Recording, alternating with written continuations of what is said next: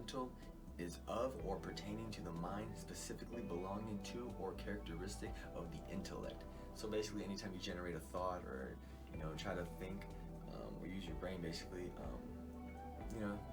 using your mental senses.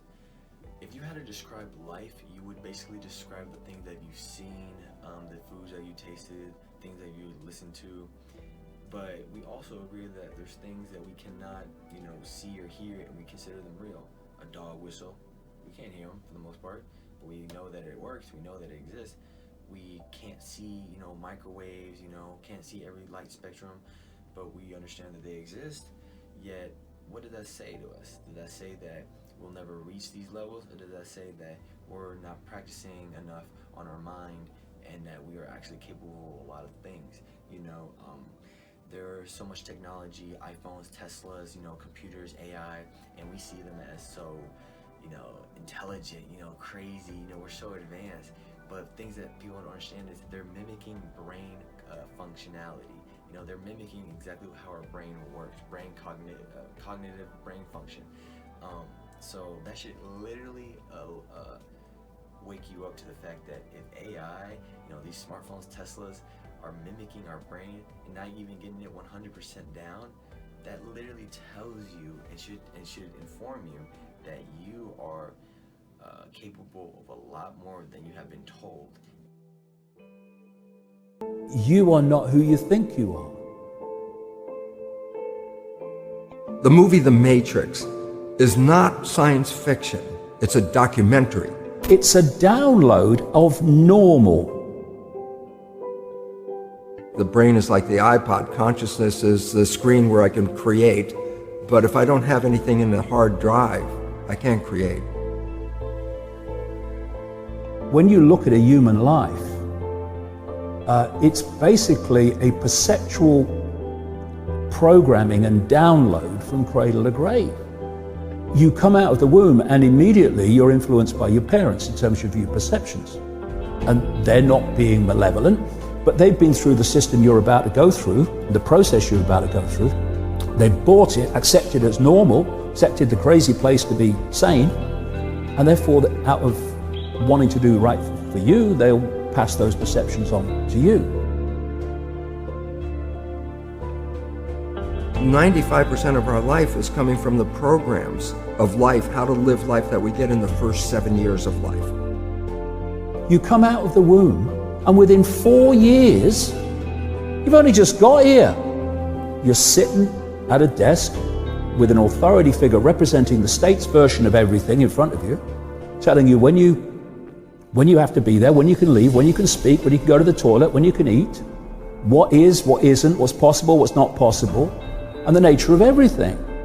Every human, and it's a fact, every human first 7 years is download hypnosis. The brain of a child under 7 is in a lower vibrational frequency. When you put wires on a person's head, you read electroencephalograph, reading brain activity. A child below 7 has a lower vibration than consciousness. It's called theta. Theta is imagination. Oh, that's how kids play a tea party with mud pies, but to them it's a real thing. A kid rides a broom, it's a horse. That's theta, imagination. Theta is also hypnosis. And the idea is this: before you can become conscious, if you don't have any programs, what are you going to be conscious of? It's a download of normal, one of the greatest forms of mind control. Repetition, repetition, repetition, all the way through your formative years. What kind of programs are required to live on this planet? I say, how do you get them? Theta is hypnosis. You just watch. You watch your parents, you watch your siblings, and your community, because you have to learn how many 100,000 rules. Think about it. Teach an infant these rules. It's like, oh, you don't have to. First 7 years, they observe it and just download it. What I'm seeing is more and more people beginning to question what they've not questioned before, because perception is everything. Perception dictates what you believe, what you don't believe, what you'll challenge, what you won't challenge, what you'll accept, you won't accept. Once they've got your perceptions, they've got you, and they've got your life. This is why they want to control the information that people receive and to marginalize alternative ways of looking at the world. Because where do perceptions come from? They come from information received. 95% of our life, is a fact, comes from those programs in the subconscious. Every day, only about 5% of the life are you using conscious, which is creative. 5%. So your life is being lived, even though you think you're living your life. Exactly, and you don't see it because it's called subconscious, below conscious. And the Jesuits, for 400 years, they were boasting. People didn't understand. They say, give me a child until it's 7 and I will show you the man. They've been saying that for 400 years because they knew 7 years was the program period. And 95% of your life after that will be whatever that program is. Or you can expand your understanding and your perception and realize that you can be as much of this infinite awareness as you choose to expand into. And when you do that, your whole perception, the point from which you look at the world completely changes. You've gone from here, I don't understand it, it's all bewildering to me, and suddenly you don't see pixels anymore, you see pictures. You don't see strands, you see patterns, you can see how it all fits together. It's all illusion. It's all a manifestation of our perception of reality. If you buy this, born age 70, then basically the program is dictating your life. But you can break that because it's an illusion. It's just a perceptual program. And if you can override it by changing self-identity. Action potential. Now, every single time we use our senses or generate thought or whatever, we're constantly absorbing information. Everything is information. That's how you learn things. That's how you understand that, the whiteboard is this smooth, or, this shirt feels like this, my hair, the light, everything, This is how we generate information. But all of these things is action potential, all right? All of these times when we use our senses, our neurons, synapses, and practice the patterns, it's just action potential. And the reason why it's action potential is if you practice this consciously, you can basically maneuver it into a different feeling. An example of action potential is when I'm stretching, trying to do the splits, get further elongation. When you're stretching, you should not think of, ow, this hurts, I don't want to tear a muscle, all these negative thoughts. You should literally be calm and keep telling yourself, this is good, this is healthy, this is this is exactly what I need, be encouraging, all right? Your body will listen to you. You have trillions of cells. There are so many organisms living inside of you that are conscious and that are listening to your every single thought and basically judge you off of your leadership and how well you take care of your body. So understand that action potential, if you use it correctly, can actually help you. It can help you level up all your senses into levels that you find unprecedented. Now, Bruce, just look right into the camera lens right here and tell us your name, your age, and where you were born. My last name is Lee, Bruce Lee. I was born in San Francisco in 1940. I'm 24 right now. I said, empty your mind. Be formless, shapeless, like water. Now you put water into a cup, it becomes the cup. You put water into a bottle, it becomes the bottle. You put in a teapot, it becomes the teapot. Now water can flow or it can crash. Be water, my friend. Show us some Kung Fu movements. There is the finger jab, there is the punch, there is the back fist and then low. Of course, then they use leg, straight at the groin, or come up. Or, if I can back up a little bit, they start back from here and then come back. Come on, touch me, any way you can. To reach me, you must move to me. Your attack offers me an opportunity to intercept you. In this case, I'm using my longest weapon, my sidekick, against the nearest target, your kneecap. This can be compared to your left jab in boxing, except it's much more damaging. I see. Well, speaking of a left jab... Oh, this time I intercept your emotional tenseness. Now, show us some Kung Fu movements. There are various kinds of strike. It depends on where you hit, then what weapon you will be using. To the eyes, you would use fingers. Don't worry. I will do the eyes. All straight at the face. From the waist, everything on.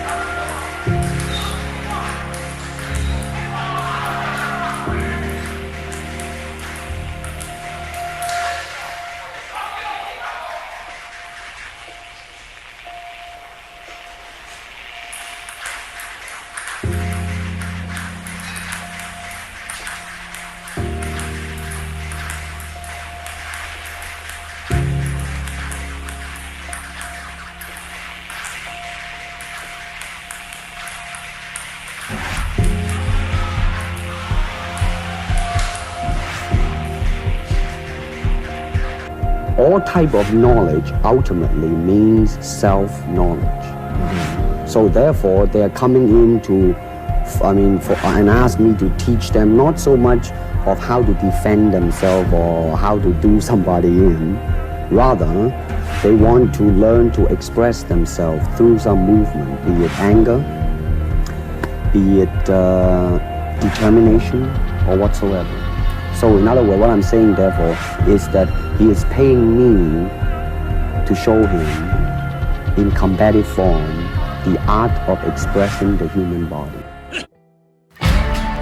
He's able to withstand extreme cold. This guy runs to the top of Everest in his underwear. He says it's easy. Experts are baffled. How is he able to survive? Wim Hof, or as some of you may know him, the Iceman. He might well be one of the most unique humans currently alive. For the past 20 years, he's been breaking countless endurance records, mostly around his ability to resist extreme cold temperatures. From spending nearly 2 hours submerged in ice water without his core body temperature changing, to climbing past the death zone of Mount Everest barefoot, wearing nothing but shorts, or running a full marathon in the desert of Namibia without drinking water, he's surpassed what anyone thought the human body was capable of over and over. And for a while, that's what he was known for, as the Iceman, the freak of nature who breaks impossible records. But after a series of independent scientific studies, he's proven that with his specific training, we're all capable of pushing our minds and bodies way past what was thought possible. Thank you.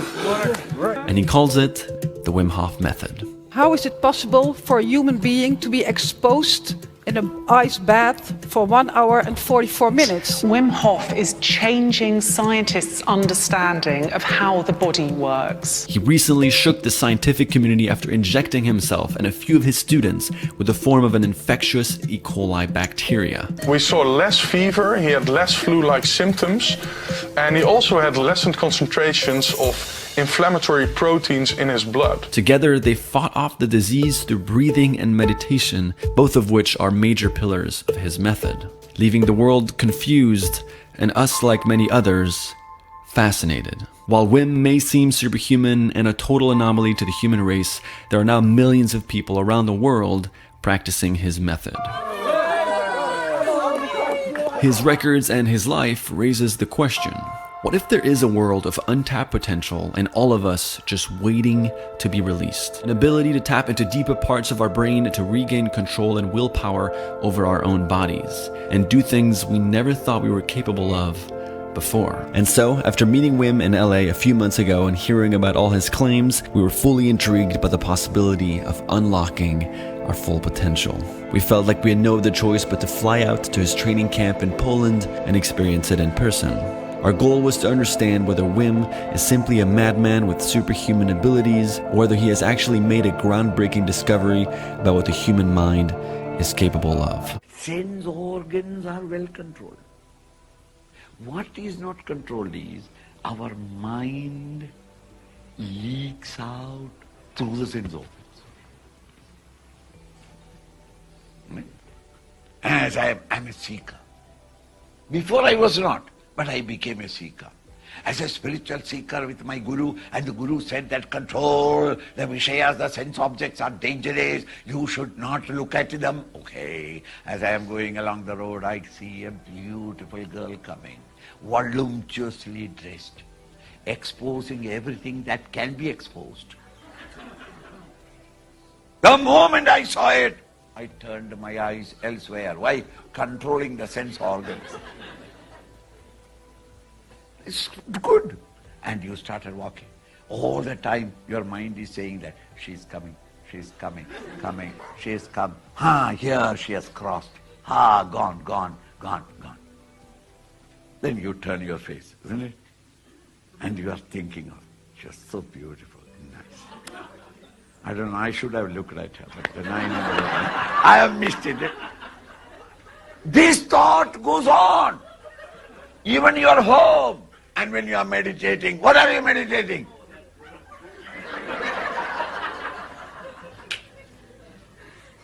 It's not the eyes. Your mind runs out through the eyes. Think. Therefore, what do you mean by controlling the sense organs? Turn your mind and attention to the higher. When you are playing cards, there may be a storm, there may be a rain, you don't know. At the end of it, you get up and say, there was a terrible rain here. Yes, there was a storm also. The lightning and thunder. You never heard it. Why? Your mind was only in clubs, spades, hearts, diamonds. In case you don't control the sense organs, meaning your mind is leaking out through the sense organs, searching for pleasures of the world outside.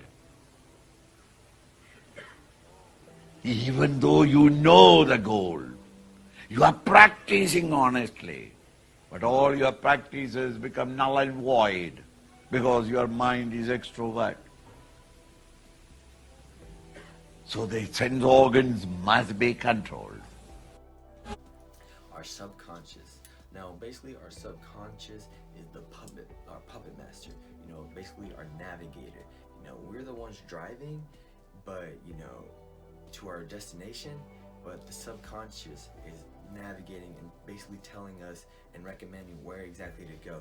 You don't have to listen to it, but I strongly recommend it, because just like, if you were on Google Maps, if you constantly don't take the routes that it's telling you to go, for the most part, sometimes it messes up, but for the most part, it's just, the time keeps taking longer, the destination was 10 minutes, now it's 15 minutes, you didn't take the exit, now it's 23 minutes, now it's 45 minutes, that's basically what you're doing with your goals, every time, you keep eating toxins, you keep being involved with low vibrational individuals, just negative people, you're just prolonging your goal, you're just, whatever you want to be, whatever you want to manifest into reality, you're just prolonging those goals, pushing it back, because you keep doing these harmful things to your body and not, trying to focus on what's really important.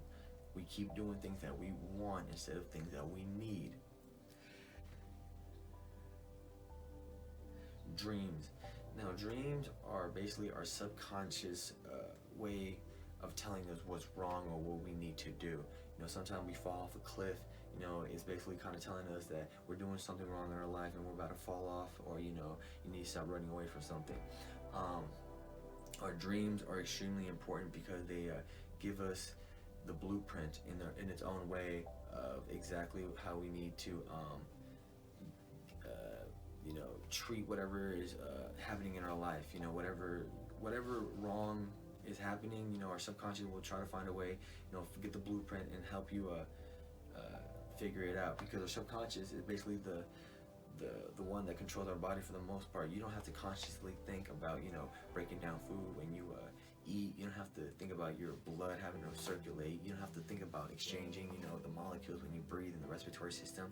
This is all done by the subconscious. It's all autonomous. So understand that the subconscious is really important, and if you actually basically try to tap into it and communicate with it, you can basically manifest your whole entire brain capacity and then be, an enlightened individual.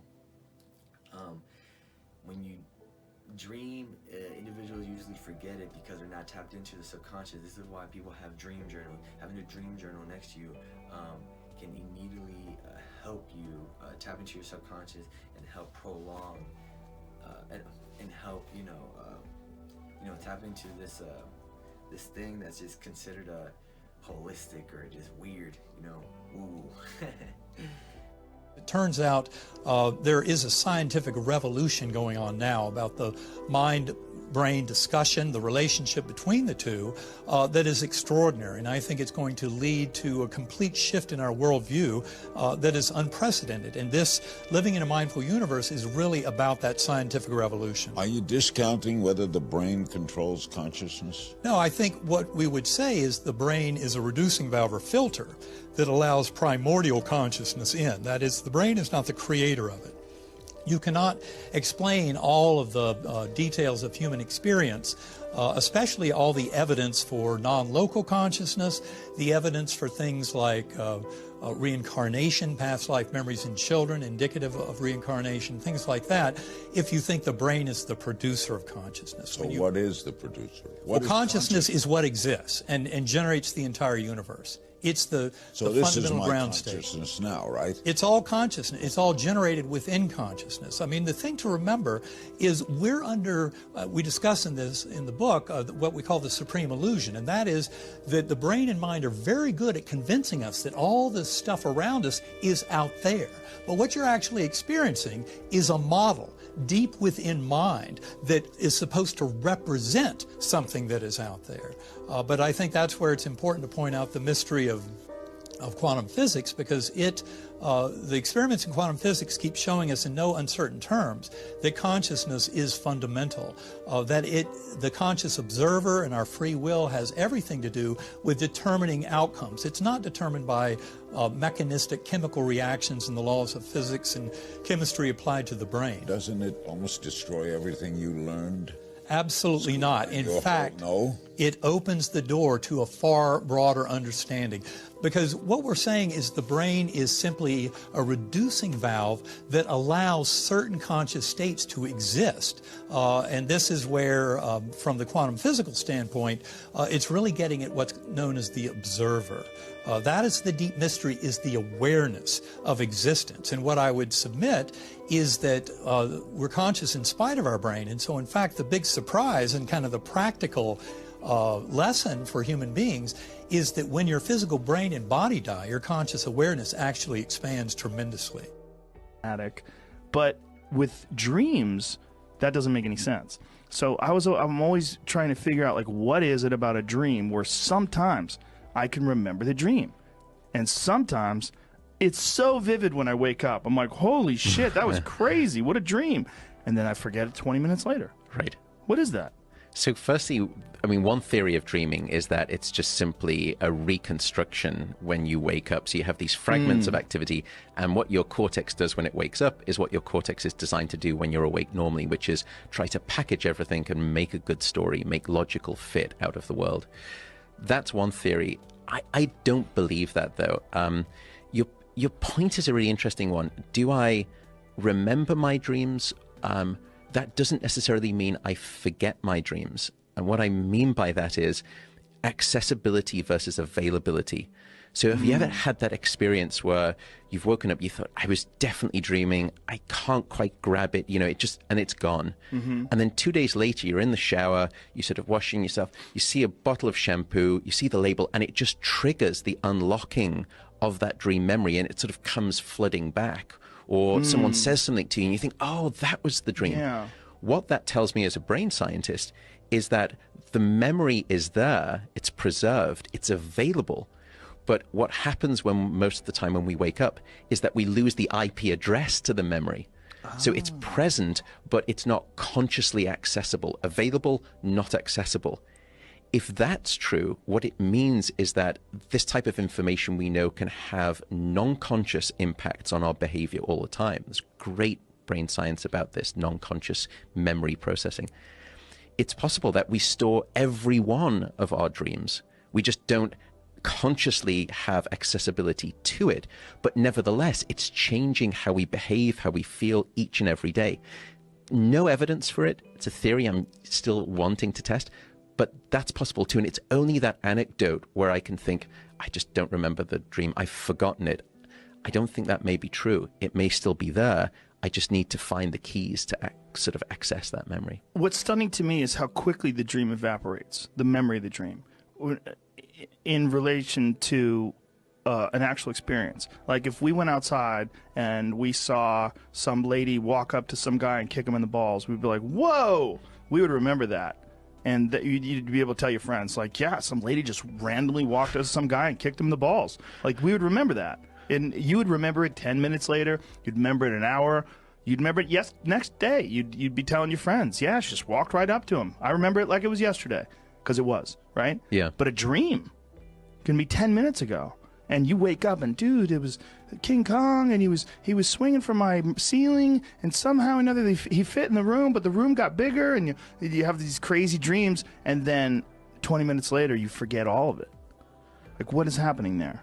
So one current explanation is that the chemistry of the brain when you go into dream sleep is radically different. Yeah. So one of the chemicals called noradrenaline in the brain, which downstairs in the body, its sister chemical is called adrenaline. Noradrenaline actually plummets to the lowest levels. It's a stress chemical in the brain. It's one of them that gets shut off during dream sleep, which is even if remarkable. You're panicking. Like, what if you fall off a building? Well, what's interesting is that chemical is low whilst you're having that dream, but when you wake up from those, and some people often wake up, that's when you have the spike of noradrenaline. So it's still low when you're in dream sleep. But there's another chemical that goes in the opposite direction. It's called acetylcholine. It's the chemical that is actually altered in Alzheimer's disease. And these two chemicals will change essentially the input-output direction of information flow into the memory centers of the brain. That makes sense, because people take that as a nootropic. They do. Yeah, that's actually an alpha brain. When you take that, it's been clinically proven to enhance memory, especially verbal memory and recollection of words and things like that. That's right. So that's happening while you're sleeping. Well, so you're in REM sleep, yeah. But what may be happening, our current models, if you sort of build these neural models to sort of mimic dreaming, it may be that during dreaming, it's principally about the outflow of information to generate dreams. And in fact, the chemical profile is oppositional to input, which is about saving. So it's about sort of pumping out information rather than committing information. And so when you come out of a dream sleep, you still get this sort of lingering after sort of taste of chemistry, as it were, in the brain. That means that the dreaming brain is more programmed to be outputting a narrative and an experience rather than actually committing it to memory, which is the opposite direction, if that makes sense. It does make sense. When it comes to goals, you need to picture your long-term goal first. Individuals never get to their destination because they use terms like dreams, they use I hope one day, or things like that, or let's say you want to lose a lot of weight, the first thing you do is go to the gym and tire yourself out. Now you don't want to go back anymore because it was so hard.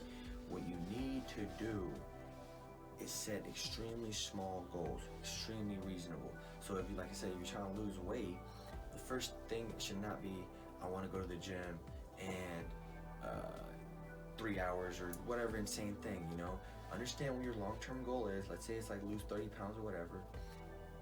The short-term goal should be get to the gym. It should be so subtle and so simple that if you want to do it, you would need to have a hard look in the mirror. Like, honestly, have short-term goals. That's why the perfect example for goals is a staircase. When you're taking the stairs, you're not just focused all the way on the top. You're focused on the stairs that are incoming right now. You're just walking up the stairs, making sure you don't slip.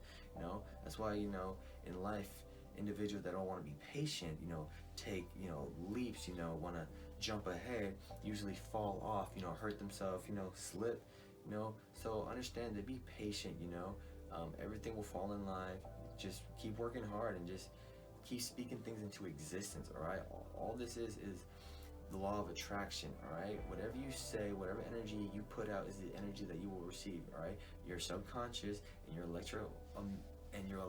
your subconscious and your electromagnetic aura will literally generate what you are always constantly thinking. So if you want to be, you know, the greatest teacher in the world, your subconscious and your electromagnetic field will constantly try to find that energy, find those opportunities to get you to that exact destination, all right? This is not woo-woo, this is not hippie. That's why I say be unbiased and try it for yourself. Balancing school and life can sometimes be a challenge. Manage your time by organizing, planning, and scheduling, which can help you get more things done efficiently. Organizing your space or laying out your materials means you have everything close by you'll need to complete your task. Avoid clutter, as it gets uncomfortable quickly. Also, make your space distraction-free. Phones, TVs, anything that doesn't contribute to the task directly can be considered clutter. Can't study in your room? That's okay. Set up a command center somewhere else, and if possible, only use it for studying. The time you use to prepare now is time you won't need to take later. Once your command center is organized, it's time to start planning.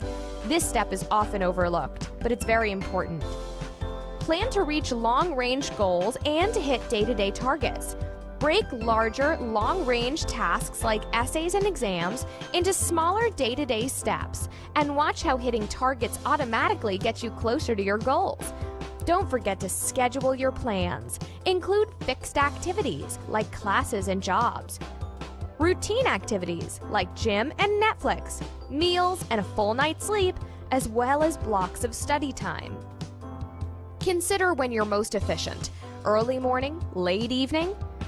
Schedule your more challenging tasks for those times. Don't worry if you need to modify your schedule later. Schedules can easily change to suit your needs. Now, once you understand how you can actually, you know, align your mentality, understand how there's the subconscious is always constantly, you know, trying to calculate, you know, all these things you're doing, trying to give you the best solution on how to get your goal. Is you know, you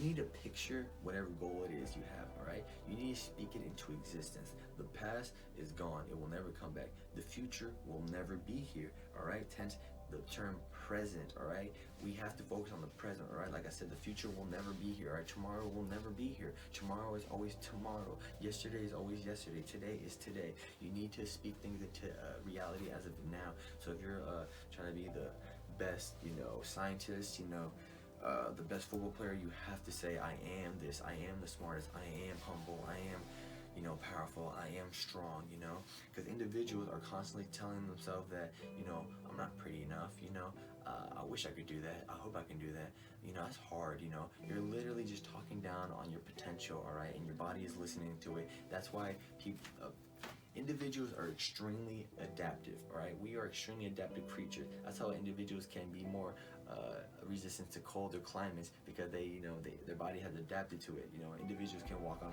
you know, can do crazy things, you know, step on nails, you know. It's because they are in tune with their body and continuously tell their body to adapt. That's why our DNA is always, you know, mutating, because we're collecting information on a constant basis. You know, that's how individuals get older. You know, we become teenagers. You never stop evolving. You are constantly changing, constantly on every single day. All right. So to say that, you know, I'm 30, 35, you know, and then I'm basically in my prime years, you are your worst enemy. All right, why would you say that to yourself? Why would you not want to keep that spirit in you? Why would you not want to, you know, ponder the thought that, you know, I could live to be 200 years old? You know, I am going to be unlimited. I have unlimited energy. I have unlimited life. What is wrong by saying that? What is wrong with even trying to, it's not to say you're delusional, it's just to say that, you know, you were about life. You know, why would you want to even ponder the, just try to even just continue to dwell on death? You know, what's so happy about death? You know? God cannot be explained by word. My Guru is my visible God. Guru is greater than God. God might be able to give you certain things you want to the world. But if you ask God for liberation, God cannot grant you liberation. God has to take the form of the Guru to grant you liberation from the bondage of birth and death.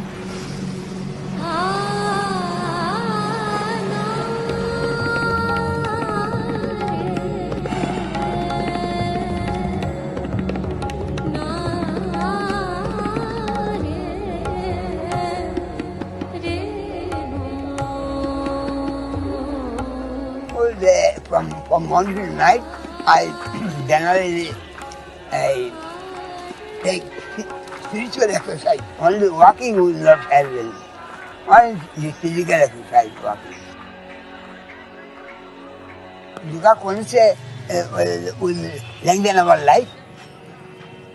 Yoga will give mental peace and happiness. At my place, I take only one free diet. दाल सब्जी कभी कभी only आलू चौका 2 रोटी दिन में 2 रोटी रात में दाल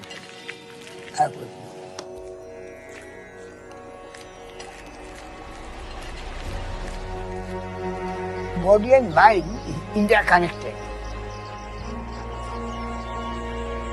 Where there is mind, there is body. Nobody can understand how this interconnection.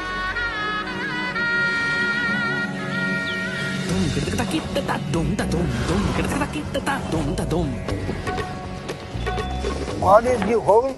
You are the infinitesimal part of the whole, so you are God. Logic, nobody can deny.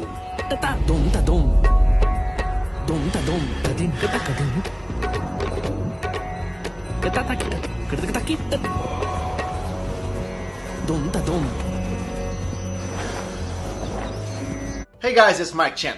If you research this topic, there are a lot of reports from around the world of who is the oldest person to ever live. There's the 131-year-old dad of 3 from Brazil. There's reports of a farmer and a community elder who's said to be 160 years old in Ethiopia.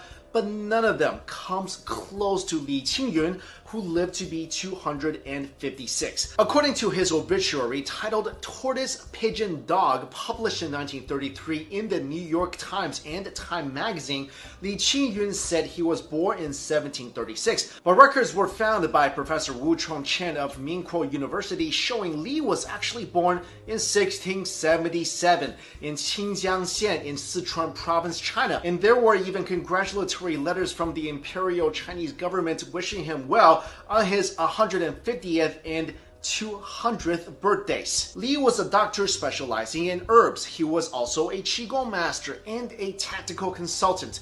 There's not much information about the earlier years of his life, but reportedly, Li was a child prodigy and an avid traveler who had already trekked to Manchuria, Thailand, and Tibet in his search for herbs by the time he was 10 years old. Li worked with herbs, searched for them, and sold them for the next 100 years of his life. Isn't it great to have a career change at the age of 100 and still have more than half of your life left? In regards to his personal life, Li was said to have married 24 times and outlived 23 of his wives. Another report says that at the time of his death, Li had 180 living descendants spanning 11 generations. So what is his secret to a long life? Li once told Wu Peifu, a Chinese warlord, that his secret of longevity is, get ready for this, keep a quiet heart, sit like a tortoise, walk sprightly like a pigeon, and sleep like a dog. That's kind of different from how I do things. I tend to sleep like a tortoise and eat like a dog. Anyway, Li's daily life was fairly simple. He did not drink hard liquor, he did not smoke, and he ate his meals at set times. He was a vegetarian and frequently drank goji berry tea. He went to bed early and got up early. He meditated daily, which is something he supposedly learned from Taoist priests he had once met. Li was also a very kind and generous individual. It was said that in his spare time he liked to play cards, but would often lose on purpose, but just enough to pay his opponents meals for that day. Because of this, he was very well liked.